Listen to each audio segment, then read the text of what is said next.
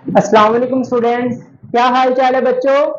तो आज हम class 9 chapter number 5 physical states of matter का एक नया लेक्चर लेकर आए हैं, जिसमें हम सेकंड गैस का लॉ पढ़ने वाले हैं, डेट इज चार्ल्स लॉ। जिस तरह हमने बेटा बॉयल्स लॉ को डिस्कस किया था, वो भी आपके पास एक गैस का लॉ था। सेकंड हम बॉयल्स के बाद चार्ल्स लॉ को डिस्कस करेंगे, और ये भी आपके पास एक गैस लॉ है। ओके, तो आइए हेडिंग लगाते हैं कि चार्ल्स लॉ या चार्ल्स लॉ साइंटिस्ट का नेम है, आप जैसे मर्जी इसको बोल सकते हैं। ओके, तो हेडिंग लगाते हैं हम चार्ल्स लॉ।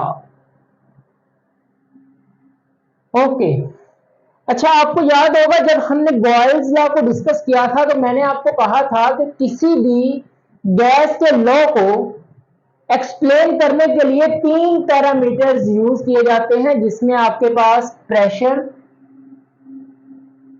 टेम्परेचर और वॉल्यूम।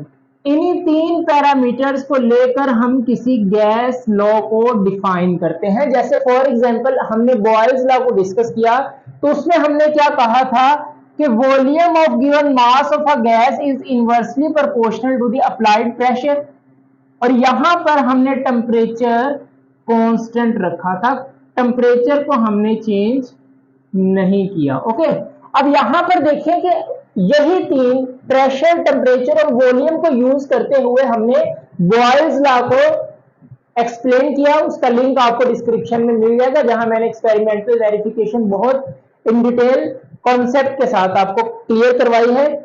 अब इन्हीं 3 पैरामीटर्स को यूज करते हुए हम चार्ल्स लॉ को भी एक्सप्लेन करेंगे। ओके, तो याद रखेंगे बेटा, साइंटिस्ट जे चार्ल्स,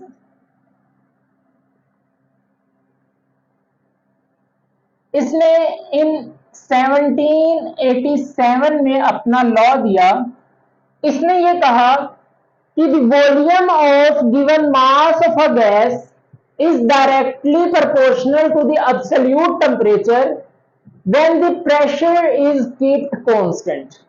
इसने कहा कि वॉल्यूम जो है आपके पास, वो डायरेक्टली प्रोपोर्शनल है एब्सोल्यूट टेम्परेचर के, provided the pressure remain constant. Okay, तो आइए इस लॉ को पहले लिख लें, फिर हम जो है इसको एक्सप्लेन करते हैं। ओके, अच्छा, इसने कहा कि volume of given mass of a gas is directly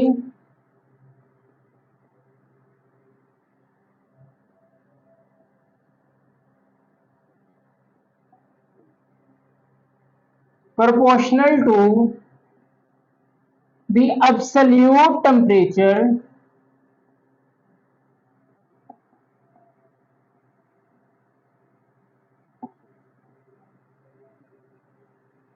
if the pressure is remain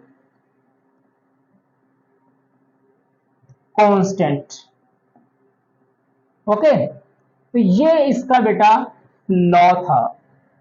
अच्छा, अब इसको अगर हम इक्वेशन की फॉर्म में लिखना चाहें, तो इसने क्या कहा कि जो आपके पास वॉल्यूम है वो डायरेक्टली प्रोपोर्शनल है एब्सोल्यूट टेम्परेचर के, है ना। इसका क्या मतलब हुआ कि जैसे जैसे, अब डायरेक्टली प्रोपोर्शनल का क्या मतलब होता है कि अगर एक चीज बढ़ेगी तो दूसरी चीज भी आपके पास बढ़ेगी, है ना। एक चीज के बढ़ने से जब दूसरी चीज बढ़े तो हम कहते हैं उसमें डायरेक्ट रिलेशन है। इसमें ऐसा नहीं था। इसमें क्या था कि प्रेशर के बढ़ने से वॉल्यूम कम होता था, या वॉल्यूम कम करने से प्रेशर ज्यादा होता था। इनवर्स रिलेशन था, एक चीज के बढ़ने से दूसरी चीज कम हो जाती थी, उसको हम कहते हैं इनवर्स रिलेशन। लेकिन यहां पर वॉल्यूम और टेम्परेचर के दरमियान डायरेक्ट रिलेशन है, provided the pressure remain constant. आपने प्रेशर को नहीं छेड़ना, उसको आपने कांस्टेंट रखना है। अगर अगर आप प्रेशर को चेंज करते हैं तो ये लॉ आपके पास वैलिड नहीं होगा, याद रखेंगे। ओके, तो प्रेशर को कांस्टेंट रखते हुए आप वॉल्यूम और टेम्परेचर के डायरेक्ट रिलेशन को समझ सकते हैं। ओके, लेकिन यहां पर that is very important, temperature is absolute temperature. ठीक है, ये एब्सोल्यूट का क्या मतलब है बेटा, यहां पर जो टेम्परेचर आप लोगे दैट इज इन केल्विन, यहां पर केल्विन स्केल में आप टेम्परेचर लेंगे, डिग्री सेल्सियस में नहीं लेंगे। Charles law is only valid for Kelvin scale. Okay, यहां पर मैं एक लाइन ये आपको लिखवाई है, इसको स्टैरी कर लें, बहुत इंपॉर्टेंट है कि चार्ल्स लॉ, बच्चे इस पर फोकस नहीं करते, हम इसको प्रूफ भी करेंगे कि चार्ल्स लॉ डिग्री सेल्सियस जो टेम्परेचर का स्केल है उस पर वैलिड नहीं होता, ये ओनली वैलिड है सिर्फ केल्विन स्केल के ऊपर। ओके, तो आप क्या कहेंगे कि Charles law is only valid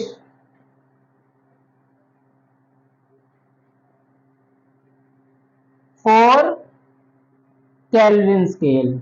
okay, अगर आपको टेम्परेचर डिग्री में भी दिया हो आप उसको केल्विन स्केल में कन्वर्ट करेंगे, सही है। और डिग्री से केल्विन में कैसे जाना है, previous lecture absolute temperature scale में मैंने कन्वर्जन्स बहुत अच्छे से आपको कवर करवाई हैं, आप वो लेक्चर देख सकते हैं। ओके, लेकिन अभी के लिए आपको ये मैं बता दूं कि अगर डिग्री से केल्विन में जाना हो तो प्यारे बच्चों आप प्लस करते हैं 273। ओके, मतलब कि अगर आपने केल्विन स्केल में जाना हो तो जो आपके पास डिग्री में टेम्परेचर हो उसमें जस्ट 273 ऐड कर दें तो आपके पास जो भी आंसर आएगा वो आपके पास केल्विन में आ जाएगा। जैसे फॉर एग्जांपल आपको टेम्परेचर दिया गया है 100 डिग्री सेंटीग्रेड, है ना, 100 डिग्री सेंटीग्रेड। अगर मैं आपसे कहूं कि 100 डिग्री सेंटीग्रेड को केल्विन में कन्वर्ट करें तो आप जस्ट क्या करें कि अगर उसको केल्विन में लेकर आना चाहते हैं तो डिग्री में कितना टेम्परेचर है आपके पास, 100 डिग्री। ओके, उसमें आप जस्ट 273 ऐड करेंगे तो जो आपके पास आंसर आएगा दैट इज 373 केल्विन। तो इस तरह करके आप डिग्री को केल्विन में कन्वर्ट कर सकते हैं। क्लियर है? एक दफा मैं इसको देख लूं आपको ये नीचे से नजर आ रहा है या नहीं, बहुत बढ़िया नजर आ रहा है। ओके, तो इस तरह करके आप जो है वो डिग्री को सेल्सियस में कन्वर्ट करेंगे तो यहां पर टेम्परेचर हमेशा आप केल्विन में लेंगे। ओके, इस बात को अभी हम प्रूफ भी करते हैं। इतनी बातें क्लियर हैं? डिग्री से सेल्सियस में कैसे, केल्विन में कैसे जाना है, प्लस 273 ऐड करके। क्लियर है? आइए अब इसको मैं रेज कर दूं, इसको मैं रेज करने लगा हूं। ओके,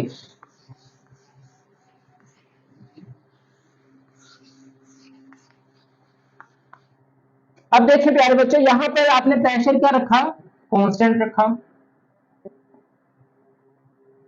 अच्छा, अब प्यारे बच्चों यहां पर देखिए प्रोपोर्शनैलिटी का साइन है, अगर आप इस प्रोपोर्शनैलिटी के साइन को खत्म करें तो यहां पर एक कांस्टेंट आता है जिसको हम बोलते हैं प्रोपोर्शनैलिटी कांस्टेंट, जिसके बारे में हमने बॉयज लॉ में भी बात की थी। तो यहां पर अगर आप ये प्रोपोर्शनैलिटी का साइन खत्म करके इक्वलिटी लगाएं तो यहां पर एक कांस्टेंट आएगा दैट इज इक्वल टू के, और के आपके पास है प्रोपोर्शनैलिटी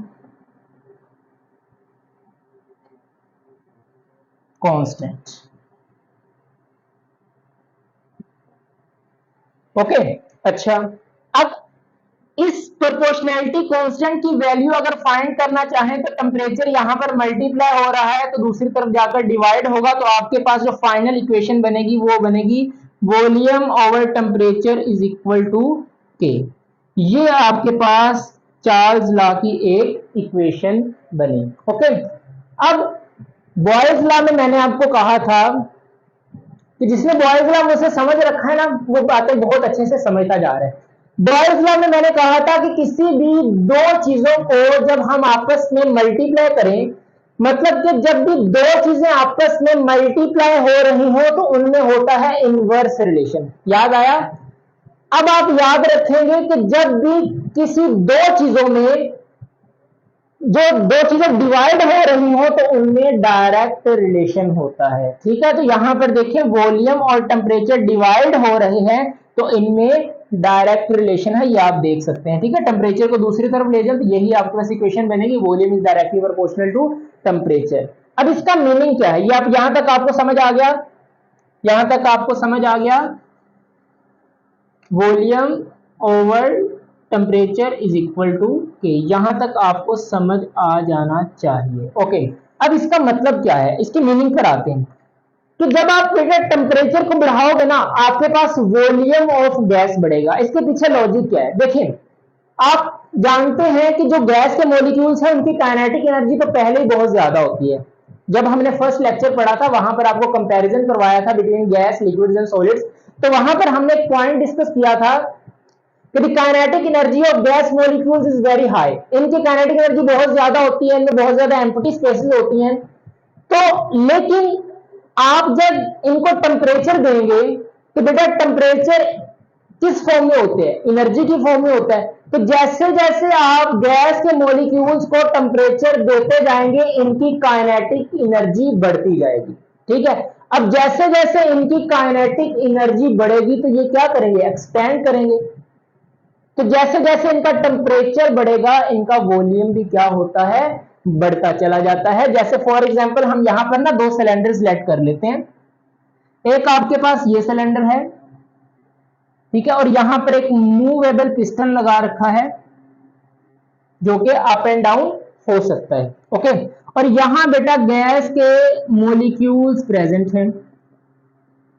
अब सपोज करो कि यहां पर जो टेम्परेचर था इनिशियली दैट इज T1 और इसका जो वॉल्यूम है यहां से यहां तक दैट इज V1। ओके, फिर आपने क्या किया, आपने ना इसके नीचे आग लगा दी। ठीक है, मतलब इसको आपने हीट अप करना शुरू किया। हीट अप करने के बाद आपने क्या चीज ऑब्जर्व की कि जैसे ही आपने इसको हीट किया तो बेटा इसका वॉल्यूम बढ़ गया, मतलब ये पिस्टन जो है वो ऊपर की तरफ मूव किया और गैस के मॉलिक्यूल्स में ज्यादा एम्प्टी स्पेसेस आ गई। ठीक है, अब यहां पर जो टेम्परेचर है ये आपके पास क्या हो गया, T1 से T2 इंक्रीज कर गया, बढ़ गया, और यहां पर एक नया वॉल्यूम आपके सामने आया दैट इज V2।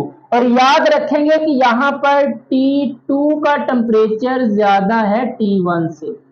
सही है, आपने टेम्परेचर बढ़ाया तो टेम्परेचर बढ़ाने से इसका नया वॉल्यूम आपके सामने आया जो कि एक्सपेंड कर गया। ठीक है, अब यही आपके पास इक्वेशन अगर हम इन दोनों सिलेंडर्स के लिए लिखें तो बेटा देखो यहां पर इस सिलेंडर के लिए आपके पास क्या बनेगा, वॉल्यूम V1 है, टेम्परेचर आपके पास T1 है, is equal to K। Okay, ये आपके पास फर्स्ट इक्वेशन आ गई। ओके, अगर सेकंड सिलेंडर मतलब उसको टेम्परेचर यहां पर आग लगाने के बाद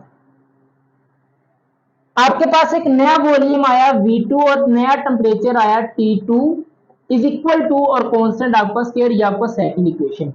अब अगर इन दोनों इक्वेशंस को कंपैरिजन में लेकर आए तो इनकी जो राइट हैंड साइड है ये कांस्टेंट के इक्वल है, मतलब इनकी राइट हैंड साइड बराबर है। तो अगर मैथमेटिक्स का रूल है कि अगर एक साइड बराबर हो तो बेटा डेफिनेटली सेकंड साइड भी उनकी क्या होती है, बराबर होती है। ठीक है, तो ये इनकी राइट हैंड साइड बराबर है तो definitely V1 over T1 is equal to V2 over T2। तो ये आपके पास इनका रिलेशन आया कि जब भी आप V1 over T1 V2 over T2 करेंगे तो आपके पास आंसर क्या आएगा, हमेशा बराबर आएगा। सही है, जिस तरह हमने बॉयल्स लॉ में क्या किया था कि product of pressure and volume is always constant. ठीक है, उसमें हमने P1 V1 P2 V2 P3 V3 P4 V4 करके देखा था तो हमेशा आंसर 2 ही आ रहा था, है ना। जब भी प्रेशर और वॉल्यूम को मल्टीप्लाई करते थे एक्सपेरिमेंटल वेरिफिकेशन में तो आंसर 2 आ रहा था। यहां पर भी आप वॉल्यूम और टेम्परेचर को जब भी आप डिवाइड करेंगे तो आंसर इक्वल आएगा, ये हम इसकी एक्सपेरिमेंटल वेरिफिकेशन में देखेंगे। ओके, ये समझ आया, ये आपको समझ आया। आपको इसकी अगर एप्लीकेशन बताऊं ना प्रैक्टिकल, आपको भी ज्यादा समझ आएगा। ठीक है, हमारे क्योंकि जो स्टूडेंट्स होते हैं उनको जो डेली लाइफ की एग्जांपल है वो ज्यादा अच्छे से समझ आती है। अब अगर इसकी एग्जांपल देखें ना कि टेम्परेचर के बढ़ने से वॉल्यूम कैसे बढ़ गया, तो प्यारे बच्चों, आपने ना अक्सर सुना होता है कि गर्मियों में ना अक्सर ये हादसा, अल्लाह पाक हमें हादसा से महफूज रखे, सुनने में आता है कि जो आपके पास ये 22 सीटर कोच होती है, छोटी जो वैगन, आपके पास वैगन टाइप गाड़ी होती है, उसका सिलेंडर फट जाता है। ठीक है, उसकी वजह क्या होती है, उसके पीछे का लॉजिक क्या है, वहां पर भी आप ये समझ सकते हैं। उसमें ना वो लोहे का सिलेंडर होता है जो गाड़ी के एंड पर पड़ा होता है। अब गाड़ी में डेफिनेटली इंजन भी प्रेजेंट है, ठीक है, और इंजन क्या होता है, हीट अप होता है। अब वो जो सिलेंडर है वो भी लोहे का बना होता है, और वो मूवेबल पिस्टन तो नहीं होता, वो तो उसका वॉल्यूम तो सरकमफेरेंस उसका फिक्स होता है। अब होता यह है कि जो सिलेंडर के अंदर गैस के मॉलिक्यूल्स हैं वो हीटअप होना शुरू होते हैं। अब उनका तो टेम्परेचर बढ़ता चला जा रहा है। अब जैसे जैसे गैस का मॉलिक्यूल का टेम्परेचर बढ़ेगा तो वो एक्सपेंड करेंगे। अब उनका वॉल्यूम बढ़ना चाह रहा है, लेकिन जो आपके पास सिलेंडर है वो फिक्स है, वो कम या ज्यादा नहीं हो रहा। तो क्या होता है कि गैस के मॉलिक्यूल्स को मुसलसल सराउंडिंग से हीट मिलती जाती है, वो गर्म होते जाते हैं, उनकी काइनेटिक एनर्जी बढ़ती जाती है, और एक ऐसी स्टेज आती है कि उनका टेम्परेचर इतना ज्यादा होता है कि उनको बाहर निकलने का जब रास्ता नहीं मिलता तो वो आपके पास फट जाता है, ब्रश कर जाता है, जिसकी वजह से गाड़ी में आग भी लग जाती है। ठीक है, तो वहां पर भी जो टेम्परेचर बढ़ता गया बढ़ता गया बढ़ता गया, उससे टेम्परेचर बढ़ना चाहिए लेकिन बढ़ नहीं रहा, तो उनके दरमियान इतनी काइनेटिक एनर्जी आ जाती है कि वो आपके पास फिर वो ब्रश कर जाता है, सिलेंडर फट जाता है, जिसकी वजह से आग लग जाती है। ओके, तो याद रखेंगे कि टेम्परेचर के बढ़ने से आपका वॉल्यूम बढ़ता है, provided the pressure is remain constant. Okay, तो ये आपके पास चार्ल्स लॉ था जिसको हमने अंडरस्टैंड किया। आइए अब इसके एक्सपेरिमेंटल वेरिफिकेशन की बात करते हैं कि जो हम ये कह रहे हैं क्या ये एक्चुअल में, रियलिटी में ऐसा होता है या नहीं होता। ओके, तो रेज कर दूं इसको, वेरी गुड। तो आइए अब डिस्कस करते हैं the experimental verification of Charles law. Experimental verification of Charles law. Okay,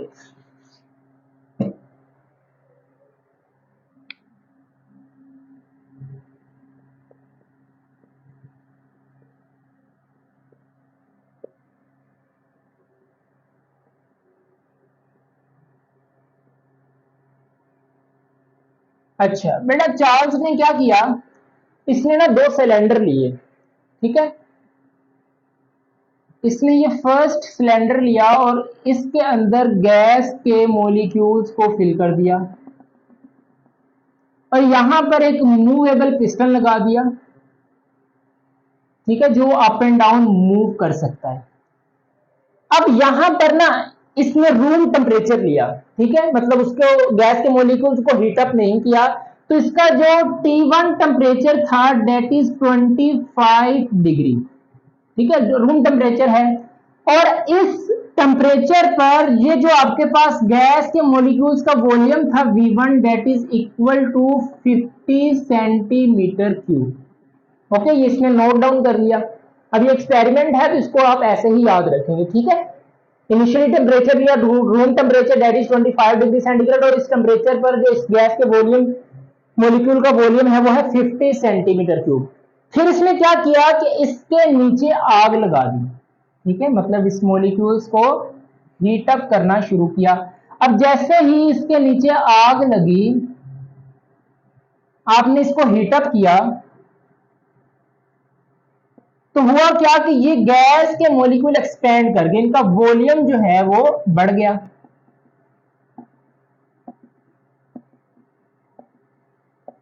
अब यहां पर जो T2 नया टेम्परेचर था डेट इज 100 डिग्री सेंटीग्रेड, और इस टेम्परेचर पर देखा गया कि आपके पास जो वॉल्यूम है V2 नया वॉल्यूम आपके पास आया 62.5 सेंटीमीटर क्यूब।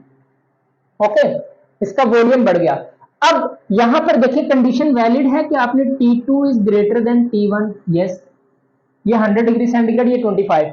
अब जरा देख सकते हैं बेटा कि टेम्परेचर 25 से 100 डिग्री सेंटीग्रेड किया, ये तो याद है ना आपको, टेम्परेचर 25 से 100 किया तो वॉल्यूम भी 50 से 62.5 हो गया। मतलब कि जैसे आपने टेम्परेचर बढ़ाया आपका वॉल्यूम भी बढ़ गया, तो ये लॉ आपके पास वैलिड हुआ। ओके, टेम्परेचर 25 से 100 हुआ तो वॉल्यूम भी 50 से 62.5 हो गया। अब जो हमने रिलेशन पढ़ रखा है कि V1 over T1 is equal to V2 over T2, इसको देखते हैं क्या ये दोनों इक्वल आते हैं।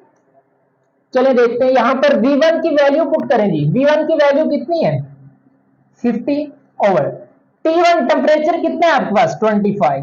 ठीक है, ये आप बिफोर हीटिंग यहां पर इस टेम्परेचर के इस सिलेंडर के लिए लिख रहे हैं इज इक्वल टू V2 कहां पर है, जब आपने नया वॉल्यूम आपके पास क्या है बेटा हीट करने के बाद 62.5 ओवर टेम्परेचर T1 से T2 बढ़ाकर कितना किया 100 डिग्री सेंटीग्रेड। ओके, तो देखें 51 जा 52 जा, हाय हाय, इसको आप अगर देखें, मैं ये कैलकुलेटर का यूज करने लगा हूं, यहां पर 25 डिवाइडेड बाय 50 करें तो 2 आंसर आता है, लेकिन आप बेटा यहां पर 62.5 डिवाइडेड बाय 100 करें तो आंसर आता है, इसका तो 2 आ गया, इसका आया 0.625। तो क्या ये आंसर इक्वल है, नॉट इक्वल। तो हमने तो ये रिलेशन पढ़ा है कि V1 ओवर T1 और V2 ओवर T2 जब भी आप करेंगे तो आंसर इक्वल आएगा, यहां पर क्यों नहीं आया, सोचो जरा। देखो हमने वैल्यूज ठीक पुट की है ना, V1 तो 50, T1 आपका 25 ये पुट कर दिया, V2 और T2 करो, V2 62.5 डिवाइडेड बाय 100, तो जब इसको हमने सोल्व किया तो आंसर इनका इक्वल नहीं आया, लेकिन रिलेशन ये कहता है चार्ल्स लॉ का कि ये इक्वल आना चाहिए।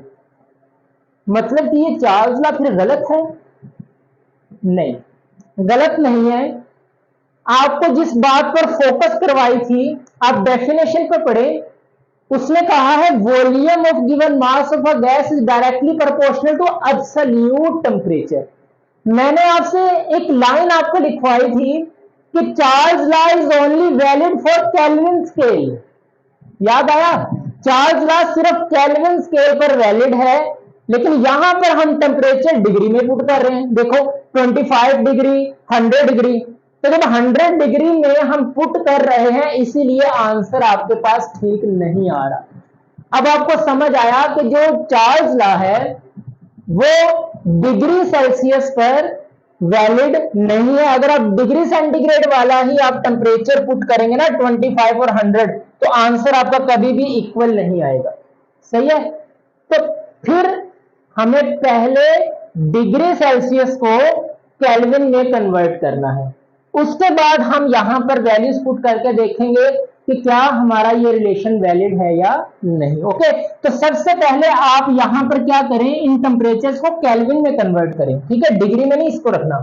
तो देखिए इस 25 डिग्री को केल्विन में करना हो तो आपको मैंने बताया कि डिग्री से आपने जब भी केल्विन में जाना है तो 273 ऐड करना है। ओके, तो यहां पर देखिए इसको केल्विन में कन्वर्ट करें तो 25 में ऐड कर दें 273, तो कितना आंसर आया 273 प्लस 25 298 केल्विन। ओके, तो ये टेम्परेचर आप पुट करेंगे T1 की जगह। ओके, और ये 100 डिग्री सेंटीग्रेड है, तो 100 डिग्री सेंटीग्रेड में 273 ऐड करें तो आपका आंसर आएगा 373 केल्विन।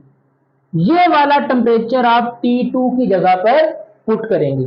सही है, तो आइए पुट करके देखते हैं। ओके, अच्छा यहां पर देखें V1 over T1 is equal to V2 over T2। मेरे साथ आप कैलकुलेशन करेंगे।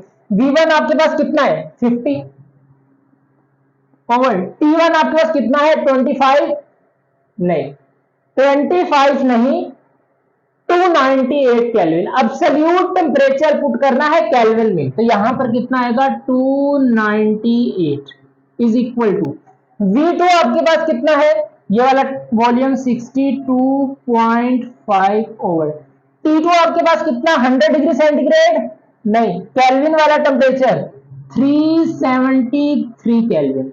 अब जरा इसको आप कैलकुलेट करें तो 50 डिवाइडेड बाय 298, आपके पास आया 0 पॉइंट, इसका आंसर लिखने लगा हूं 0.1677 इज इक्वल टू, अब इसको जरा डिवाइड करें, 62.5 डिवाइडेड बाय 373, आपके पास आया 0.1675।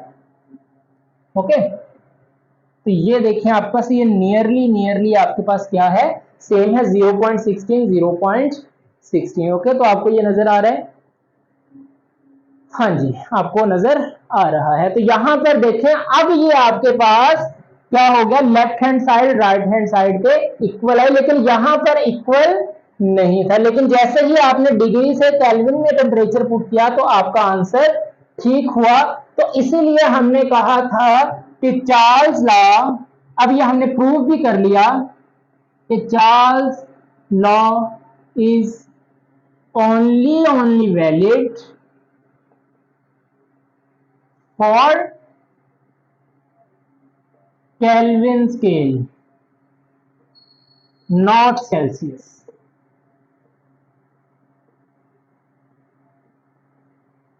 क्लियर है? तो इसीलिए एक्सपेरिमेंटल वेरिफिकेशन के नीचे ना उसने बकायदा आपको एक बॉक्स बनाकर रेड कलर का रिमाइंडर लिखा है, रिमाइंडर नहीं रिमेंबर लिखा है आपको। उसने कहा है याद रखें कि टेम्परेचर को आप सेल्सियस से केल्विन में कन्वर्ट करेंगे बाय यूजिंग दिस इक्वेशन। तो वो इक्वेशन आपको क्या है, यही उसने इक्वेशन आपको लिख के दी है कि kelvin is equal two degree plus 273। तो जो भी आपको डिग्री में टेम्परेचर दिया हो उसको आप 273 में ऐड करके केल्विन में कन्वर्ट करेंगे, वो एब्सोल्यूट टेम्परेचर आप जब यहां पर पुट करेंगे तो आपका आंसर राइट आएगा। ठीक है, तो ये बात भी हमने प्रूव कर ली। अब देखें, अगर यही क्वेश्चन कोचिंग क्लासेस में पूछ लिया जाए कि why Charles law is only valid for Kelvin scale, इसको आप प्रूव करें, तो बच्चा कहता है उसके होश ही उड़ जाते हैं कि लो जी ये क्वेश्चन कहां से आ गया। ठीक है, हालांकि ये आपकी बुक में इसका आंसर जरा खुफिया तरीके से प्रेजेंट है, सामने नहीं, लेकिन आपको कॉन्सेप्ट आना चाहिए। जिस बच्चे के कॉन्सेप्ट अच्छे होंगे केमिस्ट्री में वही बच्चा कामयाब है। ठीक है, वरना रट्टा लगाने के लिए तो और भी बहुत सारी बुक्स हैं।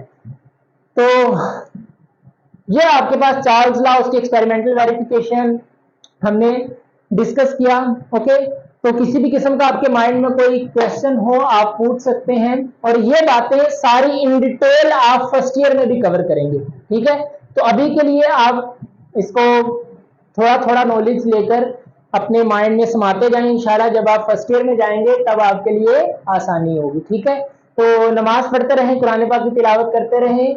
मिलते हैं नेक्स्ट वीडियो में। ऑल द वेरी बेस्ट, अल्लाह हाफिज and subscribe to my channel.